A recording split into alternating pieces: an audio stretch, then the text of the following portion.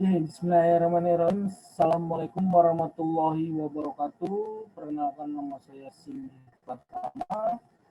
Di sini saya akan mereview jurnal internasional untuk tugas ujian tengah semester pada mata kuliah review jurnal internasional. Saya dari program studi pendidikan matematika, Fakultas Keguruan dan Ilmu Pendidikan, Universitas Muhammadiyah Profesor Dr. Hamka. Terus ini teman-teman, di sini saya akan menjelaskan dua jurnal yang saya review. Nah, jurnal pertama saya adalah identifikasi, implementasi, dan evaluasi antarmuka pengguna kritis fitur desain program instruksi berbantuan komputer dalam matematika untuk siswa dan ketidakmampuan belajar. Diteliti oleh Yu Jinseo dan Hong Fu.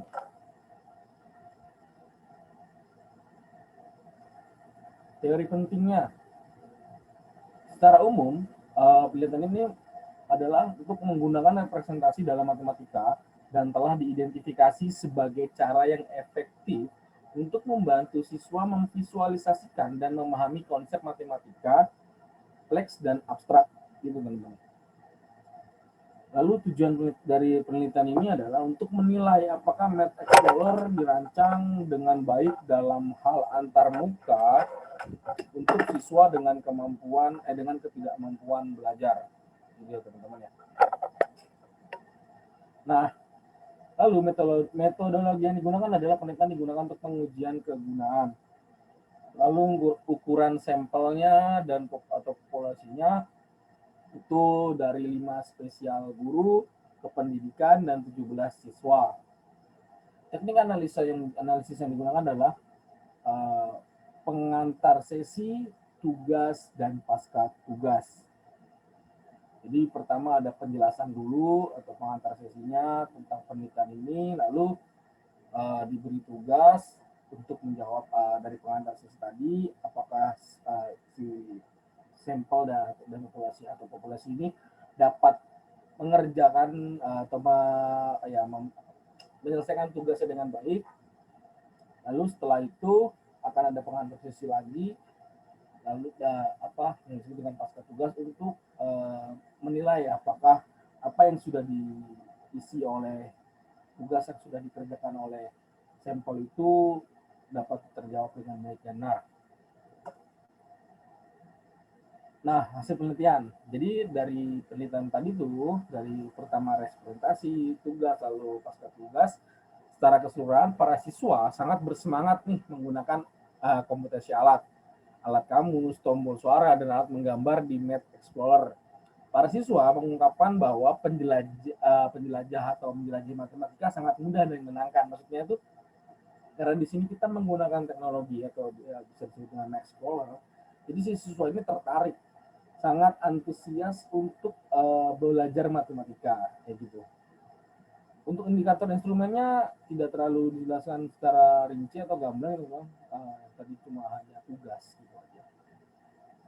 Lalu kesimpulannya adalah secara keseluruhan, penelitian ini menguatkan fakta bahwa antarmuka pengguna kritis fitur desain dalam matematika program CAI akan menjadi penting untuk memfasilitasi pembelajaran matematika siswa. Nah, sarannya apa? Saran dari saya adalah studi di bidang ini diperlukan untuk memastikan bahwa program CAI matematika dengan teknologi canggih dapat secara efisien menggabungkan fitur desain antarmuka kritis dan karena itu memberikan kontribusi positif untuk matematika yang sukses hasil belajar siswa dengan LD. Gap-nya adalah fitur desain antarmuka pengguna kritis program CAI matematika untuk siswa dengan LD yang diidentifikasi dalam penelitian ini tidak dapat divalidasi oleh banyak penelitian lain. Validitas eksternal dari pengujian kegunaan penelitian ini dicatat guru dan siswa secara individu berpartisipasi dalam pengujian kegunaan di bawah pengawasan dan pemantauan peneliti. Jadi saat mengerjakan dan setelah mengerjakan itu di bawah pengawasan peneliti. Nah, ini adalah satu jurnal sudah saya review.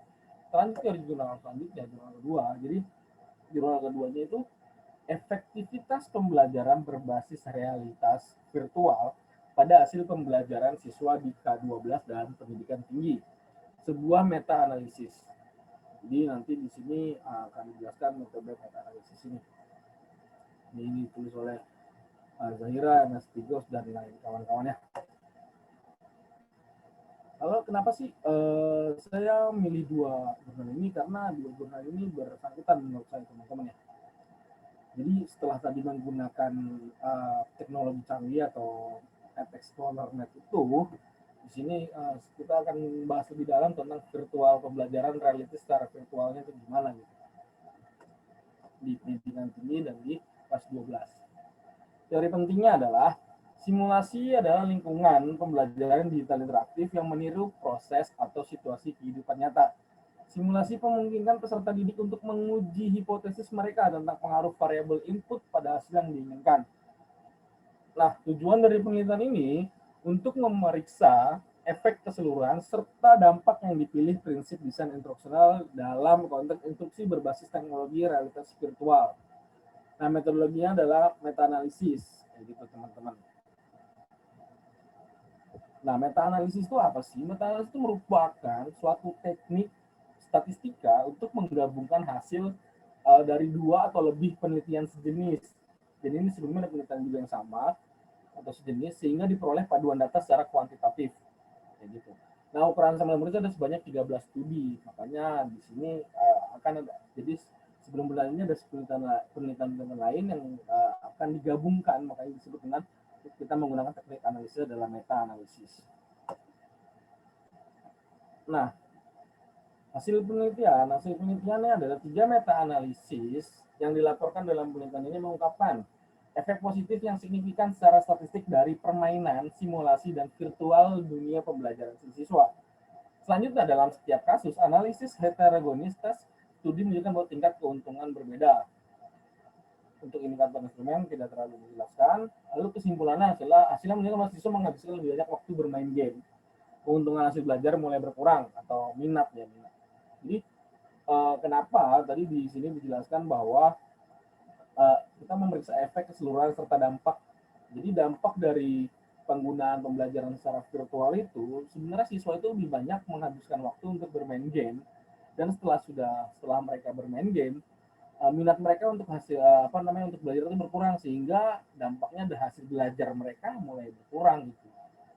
Kayak gitu teman-teman. Makanya dalam virtual itu atau menggunakan teknologi juga harus diikuti oleh arahan dari si pengajar untuk menentukan apa yang harus kalian lakukan dulu sebelum kalian bermain game. Seperti itu saran.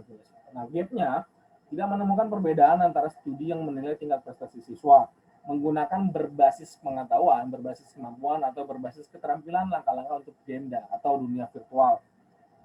Sarannya, penelitian selanjutnya dapat dirancang untuk menguji lebih banyak variabel desain dan efek interaksi yang menarik dari fitur desain untuk lebih jauh menginformasikan tentang desain lingkungan belajar virtual. Jadi karena virtual itu kan kebanyakan orang tua juga nggak terlalu ikut campur ya dalam pelaksanaannya gitu, karena ini ditujukan untuk pendidikan tinggi, sekolah tinggi, mahasiswa biasanya, dan untuk sekolah menengah atas. Jadi ini bagaimana si siswa bisa mengatur waktunya untuk pada saat mereka harus belajar dan saat mereka harus main game gitu. Nah, karena untuk penelitian selanjutnya ini akan lebih bagus lagi jika juga diberi waktu antara mereka harus bermain game pada jam berapa sampai jam berapa, lalu mereka harus belajar jam berapa sampai jam berapa. Mungkin hasilnya akan lebih berbeda karena bermain game juga tidak selamanya menjadi hal yang buruk gitu ya.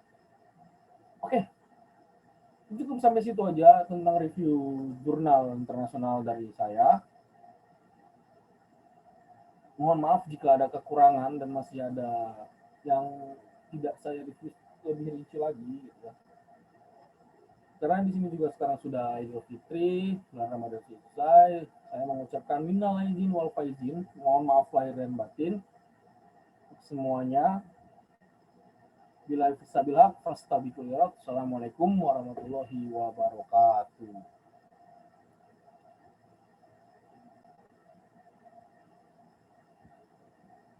Terima kasih teman-teman semua.